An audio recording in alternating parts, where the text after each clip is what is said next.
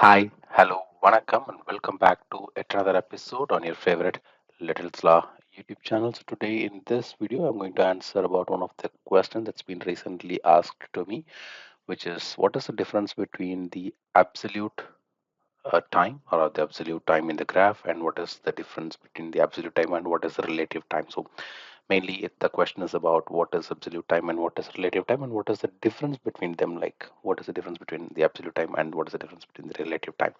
So in this video I'll show you, or I will tell you how and what is the difference between the absolute and the relative. And in fact this is for the JMeter tool, and in fact I will show you for the neoload tool as well. uh, like how does it work and how to find and how to use it effectively for your performance testing results.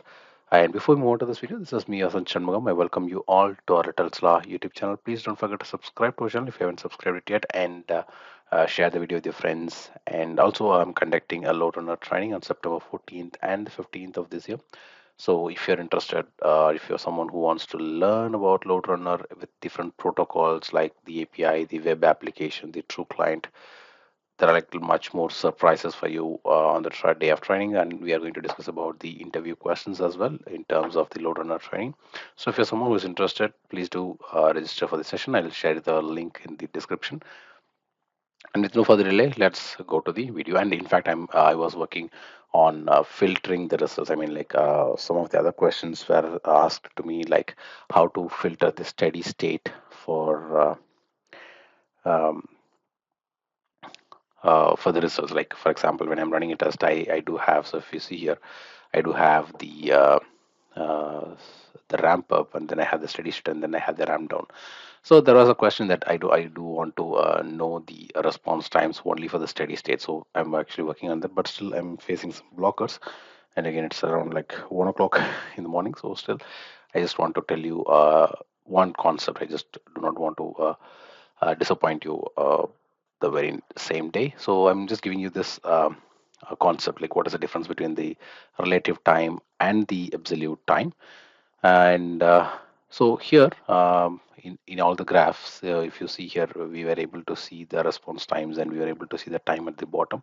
So same across all the graphs, so you are able to see some time, right? At what time does it run and how much time does it run. So here, if you see uh, the time here, for example, it starts from 00. So basically, the any test that starts from 00 as the elapsed time, and then this test has actually run for like 1 minute and 40 seconds.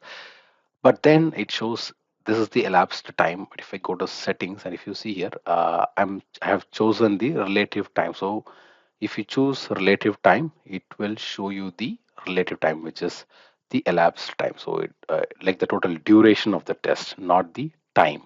But another case, if I just uncheck this, like if I unchecked it, so now it is absolute time. So if I go to the chart, and you can see here it's still the elapsed time, but it shows what time I started the test. It's like around 1 o'clock in the morning, and it ended at like 1 o'clock 4 minute in the morning. So the difference between the absolute time and the relative time is same. Now, sorry, it's different. So when you choose relative time, you're going to see the uh, duration of the test. For example, like at what time does it started and what time does it end. But on the other case, if you uncheck, so which means you are going to see the absolute time. So when you want to see the absolute time, it shows at what exact time. I mean, like the time zone. Like if you are running your test in your time zone, you can see your time. And in fact, there is one more trick in this. Like if you are sitting in a different geographical location, and if your machine is in a different location, geographical location, and if you are running your test, and when you choose the use relative time, use absolute time, so what happens is you can only see the time of the machine where it is running, because it takes the system's time.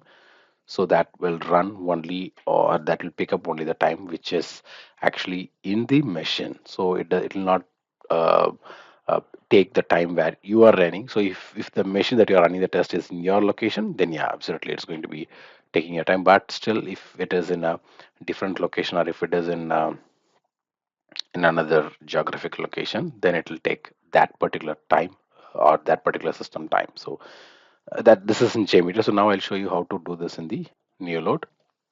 So now we are in new load and test is currently running. So if you see here, you can see the time that is running now. And if I just double click on it and go to the properties section,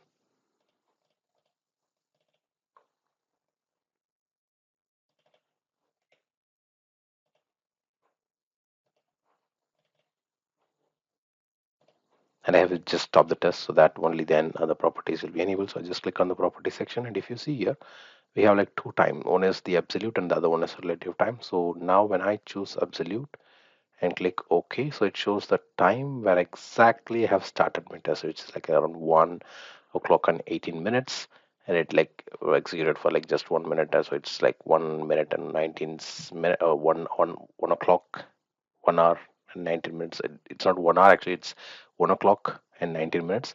So that is the absolute time. So when I click on relative time, you can see the test has started at around like 0 seconds and then it went up to like 55 seconds. So that is the relative time for you. So when I selected relative time, it showed 0 seconds in near load, and the same way if I choose relative in JMeter, it shows these 0 seconds. And when I choose uncheck the use relative, so it goes to absolute. So when it's absolute, it shows the time when I exactly started and running the test. Same way for new load, when I choose the properties to absolute, it shows the exact time which I started or when I was doing the test. So this is the difference between the absolute and the relative, and this is how you can use the absolute and relative. So I always advise you to use the absolute time so that it will be very easy for other teams also to monitor the resources, the exact time where you exact executed the test. Yep, so this is what I wanted to tell you. So just make sure you are always selecting the absolute time in your test, because that will help you to understand how does the performance work and how does the CPU memory utilization were being utilized in the other in the app server during that point of time. So it will be easy for you to uh, track and graph like to come up with the idea like on the logs and how does it work. So yeah, this is what I wanted to tell you in this video. Like I told you about filtering results, we'll see in the next video. So until I meet you in my next video, it's bye bye from Hasan Shanmugam and your favorite Little Slaw YouTube channel. Take care and bye bye.